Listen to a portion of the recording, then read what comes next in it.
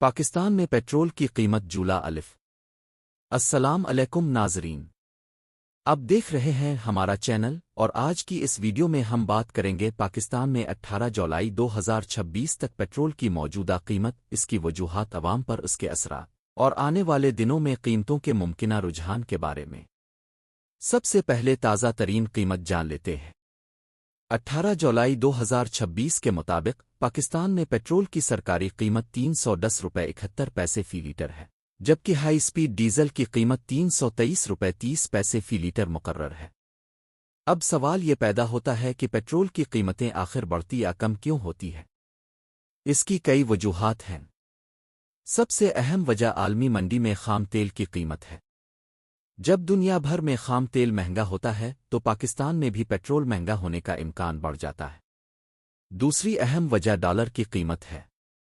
چونکہ پاکستان زیادہ تر پیٹرول درآمد کرتا ہے، اس لیے اگر ڈالر مہنگا ہو جائے تو درآمدی لاگت بھی بڑھ جاتی ہے۔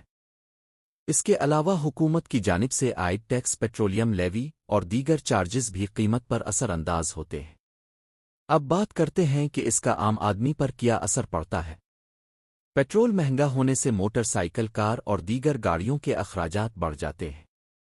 اس کے ساتھ ساتھ ٹرانسپورٹ مہنگی ہونے کی وجہ سے سبزی، پھل، آٹا، چینی اور دیگر روزمرہ استعمال کی اشیاء کی قیمتیں بھی متاثر ہو سکتی ہیں۔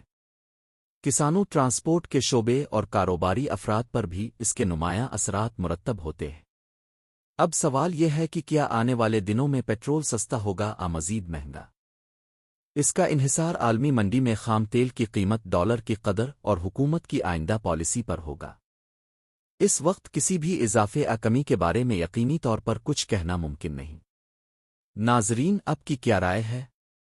کیا موجودہ قیمت مناسب ہے یا حکومت کو عوام کو مزید ریلیف دینا چاہیے؟ اپنی رائے کمنٹ میں ضرور بتائیں۔